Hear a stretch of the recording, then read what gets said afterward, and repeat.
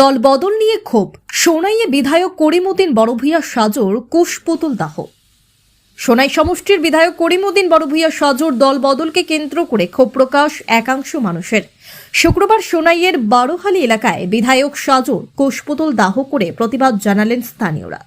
শুক্রবার বেলা প্রায় 2টা নাগাদ কয়েকজন ক্ষুব্ধ জনগণ বারোহালি এলাকায় জমায়েত হয়ে এই প্রতিবাদ কর্মসূচি পালন করেন। এই সময় তারা বিধায়ক করিমউদ্দিন বড়ভূঁইয়া সাজোর কুশপুতুল দাহ করেন। প্রতিবাদকারীরা অভিযোগ করে বলেন, গত বিধানসভা নির্বাচনে ধর্মের দোহাই দিয়ে মানুষের কাছ থেকে ভোট নিয়ে জয়ী হয়েছিলেন তিনি, কিন্তু এখন নিজের স্বার্থে বিজেপির সহযোগী দল অগপতে যোগদান করছেন। এই কারণে ক্ষুব্ধ হয়ে তারা এই প্রতিবাদ কর্মসূচি গ্রহণ করেছেন বলে জানান।